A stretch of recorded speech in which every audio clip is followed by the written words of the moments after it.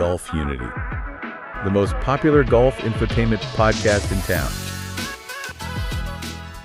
Welcome back to Golfunity, the most popular golf infotainment podcast in town. Yes. You've landed in episode 29, and oh boy, have we got some stuff for you today. We sure do. We're diving deep, like really deep, into the latest buzz from women's pro golf. We took that stack of articles and news you sent over, locked ourselves in here, and basically pulled out all the coolest insights, the wildest moments, everything you need to feel totally dialed in on the tours. That's right. We're talking, ladies European Tour drama, some big wins over on the LPGA, players ending droughts. And yeah, a few mind-blowing facts that kind of push the limits of what we thought was possible. Totally. And just so you know, everything we're covering is straight from the material you shared. Think of us as your guides through this snapshot of the women's game right now. Okay, let's do it. Let's unpack this. Yeah. Where should we start? Maybe across the pond, ladies European Tour. Yeah, let's start there because things got seriously intense at the Tenerife Women's Open. That was at Abama Golf. Beautiful place. Stunning course. And even before we get to the crazy finish, there was this really cool storyline brewing from the get-go, wasn't there? There really was. And it was all about two players with some history, Mimi Rhodes and Chiara Tamburlini. Ah, yes. The college rivals. I remember reading that. Rhodes at Wake Forest, Tamburlini over at Ole Miss, facing off back then. Exactly. And what the sources really highlighted was how that, that competitive fire, it's carried over. It's actually become like a source of inspiration now. They're both pros. Right.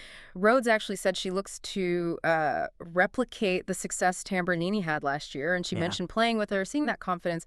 It genuinely feeds off that and helps with momentum. You can totally see that playing out, can't you? Tamburlini, she crushed it in 2024, won the Order of Merit, 3 wins. Stellar year. And now, flash forward to 2025. Mimi Rhodes is the one leading the Order of Merit. Yeah. Also with 3 wins already this season. It's like they're just pushing each other constantly. It really seems like it. Passing the baton, maybe. And Tamburlini, she came into Tenerife playing some really solid golf, too. Yeah, she did. Runner-up in Korea recently, T5 at the Avian, and her best major result ever just happened, T14 at the U.S. Women's Open at Erin Hills. That's huge for confidence. Oh, yeah. She said it herself. It was a big confidence boost, kind of proving to herself that she belonged there with the best. Meanwhile, Rhodes has just been, on a heater this year, right? Yeah. Those 3 wins already, Ford NSW Open, Joburg Ladies Open, Dutch Ladies Open. Total heater. So she was rolling into Tenerife, chasing win number 4. Which would have been kind of historic. Massive deal. Actually, the sources pointed out no rookie on the LET ever has won more than 4 times in one season. Wow. So matching that, definitely on her mind. And the all-time record is 7 wins by Marie-Laure de Lorenzi way back in '88. So, context. Okay, that's another level. Right. But Rhodes also felt good about the course itself. Said it felt like her home turf in Andalusia, Spain. Tight tee shots, lots of elevation, plays to her game. Smart course management needed there. Definitely. And check out their grouping for the first couple of rounds. Rhodes, Tamburlini, and Cara Gaynor, who's number 2 in the Order of Merit. Talk about a stacked group. Yeah. Serious firepower right there. Talk about pressure from the start. Absolutely. Speaking of big moments right from the start, Mimi Rhodes, day 1. Something pretty special happened. Oh, yeah. She bagged her first professional hole-in-one. Get in. Par 3 7th, 141 yards, 9 iron. That's just pure golf magic. Doesn't get better than that. It really is awesome. And the story behind it, even cooler. Her brother and his fiancée were right there watching. No way. Yeah. And apparently she didn't even see it go in. It was their reaction that tipped her off. Yeah. And they got it on camera. That's amazing. You got to love that. Instant classic family moment. Totally. And it was the 6th ace on the LET this season already. She joined Kim Matros, Sarah Schober, Momoko Kobori, Danielle Dutoy, and April Angurasrani in the Ace Club for 2025. Good company. It's funny, though, even with that incredible highlight, the articles mentioned she was actually kind of frustrated. Yeah, with her putting. Said the greens were really tricky to read. Golf right. You make it ace, and you're still grinding over the flat stick. Never lets you get too comfortable. Never, ever. So, okay. Let's fast forward. Final round. The leaderboard was, it was chaos. Packed. Super tight. Sarah Kouskova, she was leading. She just won the Jabra Ladies Open the week before, right? Exactly. Riding that wave. She shot 69 on Saturday to get to 8 under, but the sources were clear. This thing was wide open. Wide open is putting it mildly. It said, 7 players sat within 2 shots? or better? 2 shots. That means basically anyone could grab it on Sunday. Anyone in that pack. Totally unpredictable. Just behind Kouskova, you had Ana Peleas Trevino from Spain. She shot the lights out that day, a 66, low round. 66. Wow. And get this, she also made a hole-in-one on the same hole, the 7th, during her final round. Are you kidding me? The 7th again. How many is that? That was the 4th ace of the week on that one hole.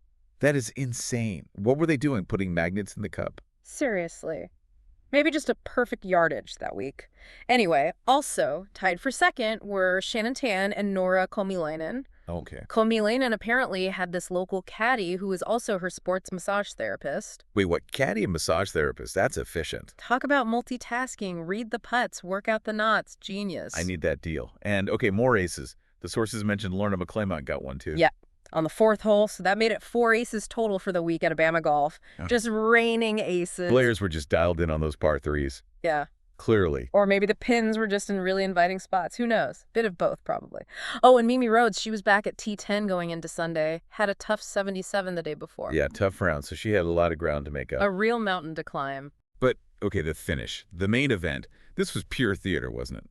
Sarah Kouskova held on. Back-to-back wins. She did, but man, she made it interesting. Shot a 71, finished 9 under, won by just 1 shot. 1 shot, but she had a bigger lead earlier, didn't she? Oh, yeah. 4 shots clear on the back 9. Looked like she was cruising. Yeah. Then, bogey on 15. Okay, still got cushion. Right. Then, disaster on 16. A double bogey. Nightmare scenario.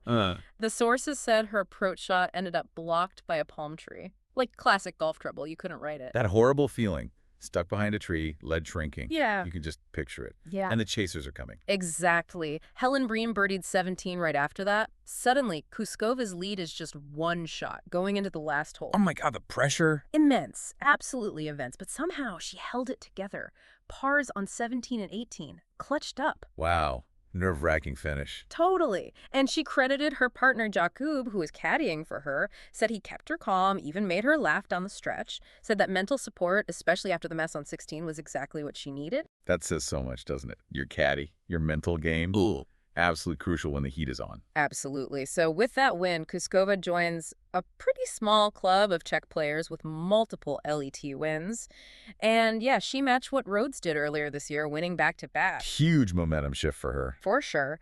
Propelled her up to second in the order of merit. Still behind Rhodes, but closing the gap. Bream finished second. Great week for her.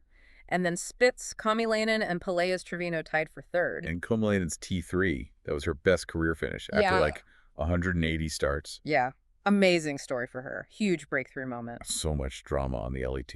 Meanwhile, back here in the States, we had the ShopRite LPGA Classic going down in Jersey. Yep. Different tour, different vibe, maybe. Popular event, though. 54 holes, $1.75 million purse. Not bad. Not bad at all. And it always gets a good field, right? It really does. Sources said this year was packed. You had Nelly Korda, world #1, Gino Thinnacol, world #2, the defending champ, Linnea Storm, loads of past winners and big names. So who took it down? Jennifer Kupcho got the win. And this was a big one for her. Ended a win drought of nearly 3 years. Oh, wow. Kupcho.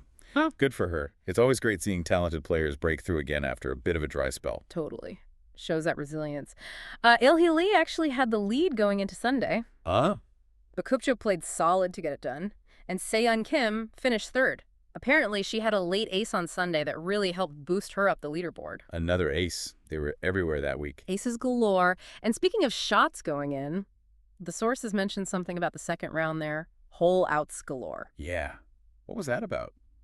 Sounds like fun. It sounded like players were just jarring shots from everywhere. Off the green, from the fairway, just draining them. There was even a picture mention of Yuri Yoshida probably celebrating a nice chip in or something. Love that. Means the players are feeling it, getting creative. Maybe the greens were holding well. Could be. Makes for exciting golf when when the players are holding out like that. Adds that extra buzz. Definitely. Okay, so let's shift gears again. We got to talk about the world #1, Nelly Korda. Just hit a massive, massive milestone. Huge one. Nelly Korda reached 100 career weeks as the world #1 golfer. 100 weeks. Just say that again. 100 weeks. That is rarefied air. Elite territory in any sport, let alone golf. It really, really is. The sources pointed out she's only the 6th female golfer in history to hit that mark. Only the sixth. And get this, the first American woman ever to spend triple-digit weeks at the top. Wow. First American woman. That's incredible. When did she first get there? Back in June 2021. And she's had 6 different stints at number 1 since then. Her latest run started last year after winning the Fir Hills Seri Pack Championship. Right. Which, kind of weirdly, that tournament got canceled this year. Some issue with the underwriter not paying up or something. That is weird tour news tucked inside a great story. But back to Nelly. The 2024 season, I mean, just ridiculous. Unbelievable. 7 wins. Player of the Year. Major award. Tied those legends, Nancy Lopez and Annika Sorenstam, with that crazy streak of consecutive wins. One of the most dominant seasons, like, ever. Pretty much. And just to give their 100-week stat even more context, on the men's side, only 4 guys have ever done it. Who are they? Tiger Woods, obviously, Greg Norman, Dustin Johnson, and Rory McIlroy. That's it. Wow. Tiger, Norman, DJ, Rory, and Nelly. That's the club. Yeah. That just shows you the level she's reached. Incredible consistency and dominance. But, despite hitting that huge milestone and coming off that insane 2024, her 2025 season, it's been solid, don't get me wrong. Yeah, 3 top 5s already. T2 at the U.S. Women's Open. Pretty good. Very good. But she's actually still looking for her first win this year. Right. Which just goes to show, doesn't it, how incredibly hard it is to win out there. Even for the undisputed world number 1, you got to fight for every single trophy. Exactly. Consistent high finishes are great, but getting into that winner's circle, sometimes it's just tough. Yeah. Okay, but here's where it gets really interesting with Nelly Korda. Something the sources mentioned that kind of, well, it blew my mind a bit about her raw power. Ah, yes. The Persimmon driver story. You gotta love this. Tell everyone. Okay, so back in March, apparently just in practice, Nelly pulls out an old school wooden Persimmon driver. Wooden, like from the history books. Totally. And she belts it. Mm-hmm. Over 267 yards. 267 yards with wood. Yeah. From like the 80s maybe? That's just wild. Think about modern drivers, these huge titanium things built like spaceships. Engineered for max distance, max forgiveness. Right, and she's bombing a piece of wood past where a lot of decent amateurs hit their modern driver. It's incredible. It really shows you, yeah, technology helps, but wow, fundamental speed and just pure ball striking. That's the core. Did they have like TrackMan numbers on it? They did. The sources had the data. Carry was 194.7 yards, which sounds okay, right? Yeah. Pretty standard carry for maybe a fairway wood for her. Exactly. But then the rollout. An insane 73 yards of rollout. 73 yards. Just running forever. Running forever. Total distance, 267.7 yards. And the key, super low launch, like 9.1 degrees, and crazy low spin, only 1921 RPM. Whoa.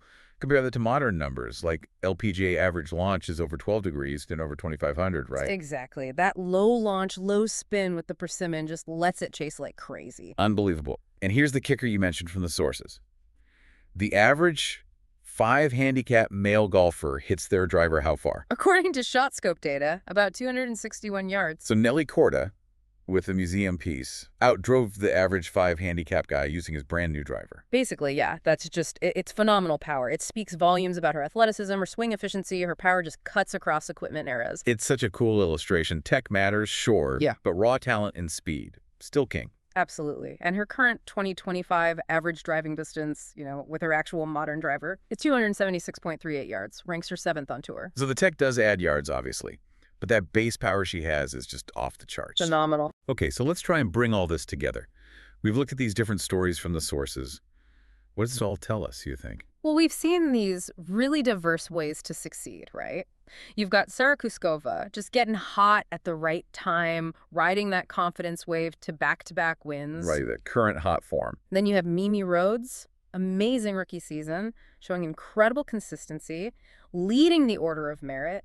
Even when she has a tough final round, like in Tenerife, she's still right there. That's grit. Yeah, the consistent challenger. And Jennifer Kupcho, showing resilience, breaking that drought. That's a different kind of mental win. Huge mental win. And then there's Nelly. Reaching that historic peak, 100 weeks at #1, built on years of brilliance and those crazy winning streaks. Sustained dominance. But her current season reminds us, even for the best ever, wins aren't guaranteed. You have to earn them every single week. So many different paths, different pressures. Exactly. And we saw all kinds of skills on display, too. Pinpoint accuracy with all those hole-in-ones. So many aces. The sheer mental toughness to handle pressure, shake off mistakes like Kouskova did on that final stretch. There's a steal there. And then just the fundamental power and skill that, blows past technology, like Nelly's persimmon shot showed us. It paints this picture of women's golf right now as just incredibly competitive, super dynamic. The mental game is huge. Adaptability is key. But ultimately, that foundational skill, that's what separates players, no matter what club is in their hands.